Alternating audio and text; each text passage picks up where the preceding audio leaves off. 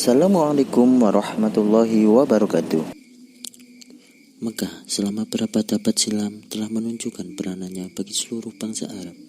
Setiap tahun, peziarah dari berbagai penjuru tumpah ruah memenuhi tiap ujung kota, mengunjungi bangunan hitam tua karya Nabi Ibrahim yang mereka kenal dengan nama Ka'bah, simbol dari ajaran Tauhid. Semenjak pondasi Ka'bah mencengkeram kokoh di bumi Mekah, mulai saat itulah ajaran Tauhid menelusup jauh ke dalam relung hati penghuni kota itu. Berbagai ajaran agama yang dibawa Nabi Ibrahim telah menjadi gaya hidup, bahkan lebih dalam lagi, yaitu menjelma sebagai adat istiadat. Selama beberapa kurun, Mekah berulang kali dipegang oleh berbagai kabilah yang berbeda-beda. Dari waktu ke waktu, ajaran Nabi Ibrahim mulai luntur dan membaur dengan kepercayaan paganisme. Allah masih mereka kenal, tapi telah menjadi Tuhan yang begitu jauh. Keberadaannya seolah hanya simbol, karena penduduk Mekah kini hanya memohon pada berhala-berhala di sekitar Ka'bah. Mereka mulai melupakan dari mana dunia ini berasal. Bahkan kehidupan setelah kematian tidak lagi mereka percaya. Namun, kota ini jatuh ke tangan klan Quraisy. Masih ada segelintir orang yang memegang teguh ajaran Ibrahim.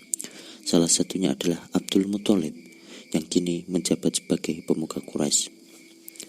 Sebagai seorang pemuka, Abdul Muthalib mempunyai tugas yang tidak ringan. Ketika musim haji tiba, kewajiban utama beliau adalah menyediakan air minum bagi peziarah yang berkunjung ke Baitullah. Ritual ini lebih dikenal dengan sebutan syuqoyah. Pada awalnya, Abdul Muthalib dapat memenuhi kebutuhan air dengan sumur-sumur di sekitar Mekah. Sayang, sumur-sumur itu kadang mengering begitu saja di musim-musim tertentu. Jika salah satu sumur mengering, pemandangan miris akan terlihat jelas di dasar. Satu sisi, meningkatnya peziarah ke Mekah merupakan sebuah keuntungan yang tampak di depan mata. Dengan banyaknya pengunjung, masyarakat Mekah dapat meraup hasil berlipat dari perdagangan yang selama ini menjadi andalan mereka. Tapi di sisi lain, kaum Quraisy juga merasa berat untuk selalu menyediakan kebutuhan air yang makin sulit untuk mendapatkannya. Jelas, jika masyarakat Mekah tidak mampu memenuhi kebutuhan ini, harga diri mereka akan hancur. Mereka akan dianggap gagal memuliakan tamu-tamu Tuhan. Begitulah kenyataan yang dianggap penghuni kota suci itu beberapa tahun terakhir. Dimanja dengan kekayaan hasil dagangannya sekaligus ditelikung kewajiban begitu beratnya. Hal ini menimbulkan keprihatinan cukup serius bagi Abdul Muthalib. Beliau sadar betul bahwa para peziarah dari tahun ke tahun semakin meningkat, sementara sumber air tidak pernah mengalami peningkatan. Mengingat panas dari gersangnya Mekah, air menjadi sebuah kebutuhan yang paling vital. Keberadaan sumber air merupakan barang berharga yang tak kalah berarti dengan tambang emas sekalipun. Satu-satunya sumber yang bisa diandalkan hanyalah Zam-Zam. Sayang, beberapa tahun silam sumur Zam-Zam telah ditimbun oleh suku Jurhum tanpa meninggalkan bekas sedikit pun. Sementara suku Khuza'ah yang telah berhasil mengusir Jurhum tidak tertarik untuk mencarinya. Sumur anugerah Tuhan itu setengah dilupakan karena mereka telah menggali sumur-sumur lain di sekitar Mekah. Kelangkaan sumber air benar-benar menghantui kaum Quraisy dan menuntut kebijakan Abdul Muthalib untuk mengatasinya. Selama beberapa hari, beliau berpikir untuk mencari jalan keluar hingga membuatnya letih. Salah satu tempat yang paling digemarinya untuk menghilangkan penat adalah Hijr Ismail yang berada di sisi Ka'bah. Suatu malam ketika beliau merebahkan tubuhnya di tempat tersebut sambil menekuni kenyataan yang sedang dihadapinya, tiba-tiba kedua matanya terpejam. Tak lama kemudian, beliau tersentak oleh sebuah mimpi.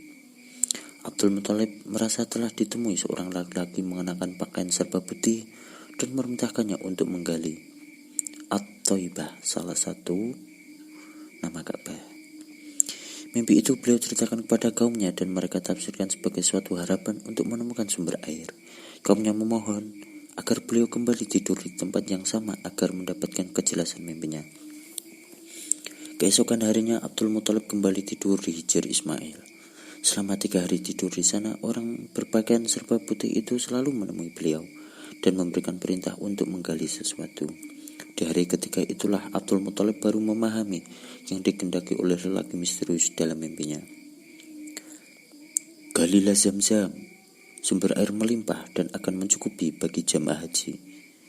Lokasi sumur itu berada di suatu tempat yang banyak kotoran dan darahnya.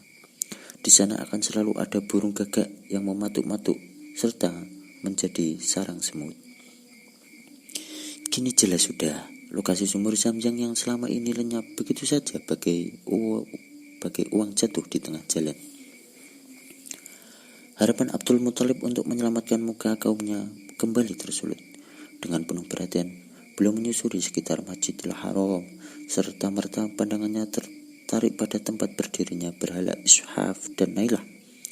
Di antara dua berhala sesembahan orang-orang jahiliyah itu, ada seekor gagak sedang mematuk kotoran onta yang bercampur darah kering. Kedua matanya juga melihat begitu banyak semut keluar masuk dari sebuah sarang. Abdul Muthalib sangat yakin di antara berhala itulah terdapat Zam-Zam.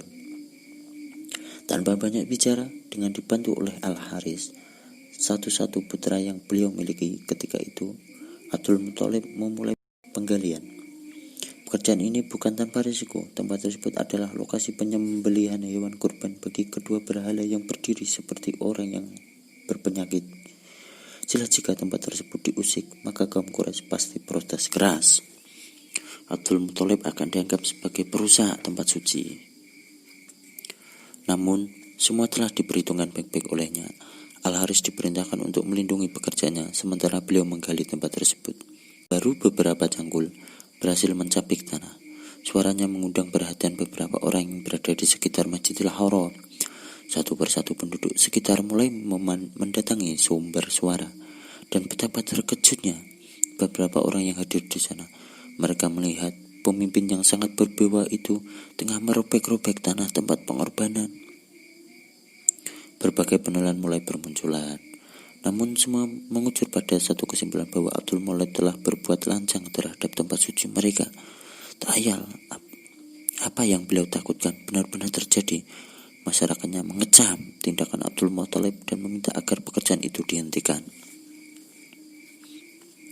Dengan tegas beliau menjelaskan bahwa semua itu dilakukan untuk menemukan sumber Zam-Zam, bukan karena ketidaktaatiannya terhadap tempat suci mereka.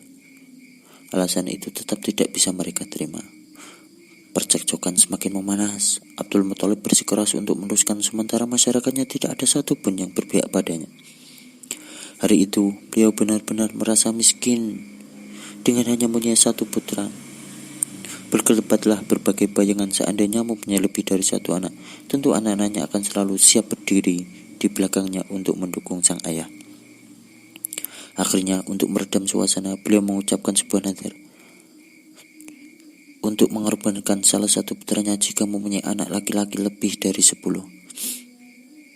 Dengan nadar ini sebenarnya beliau ingin menegaskan pada kaumnya bahwa apa yang dilakukannya demi keperluan mereka juga. Selain itu, nadarnya adalah bukti keseriusan beliau kalau penggalian itu di tempat itu bukan untuk melecehkan tempat suci tersebut. Seolah berkata pada mereka, di tempat ini kalian hanya menyembelih hewan kurban untuk Tuhan Ka'bah. Sekarang lihatlah, aku akan mengorbankan lebih dari semua itu di sini. Aku akan mengorbankan darah dagingku sendiri. Semua orang tercengang. Kesadaran mereka tersentak dengan nadar tersebut. Abdul Muthalib seakan-akan membangkitkan kembali cerita leluhur mereka, Nabi Ibrahim alaihissalam. Nadar beliau tak ubahnya janji yang pernah diucapkan Nabi Ibrahim atas Ismail. Melihat begitu teguhnya keinginan Abdul Muthalib, perlahan-lahan mereka mundur, membiarkan anak beranak itu meneruskan penggalian. Sampai sejauh itu tidak ada yang berani bertindak lebih jauh. Tanpa diberi aba-aba, mereka diam, membiarkan Abdul Muthalib dan Al-Haris meneruskan penggalian. Kini mereka berdua bisa menggali dengan sepenuh hati.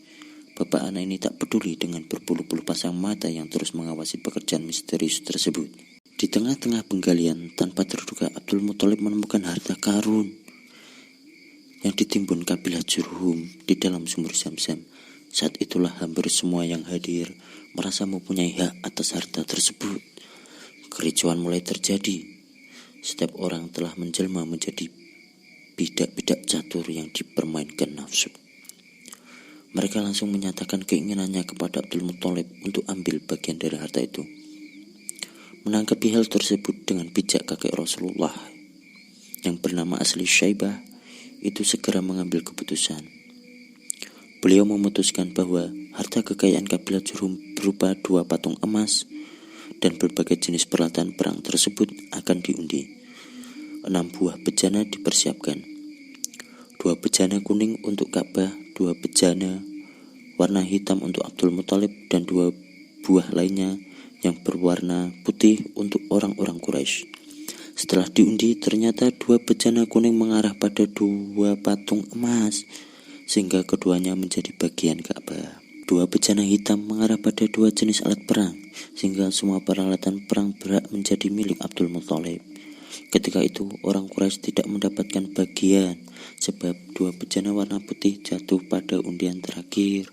Sesuai dengan aturan, bejana yang terakhir keluar tidak mendapat bagian. Kita sambung next time ceritanya. Jangan lupa like dan subscribe.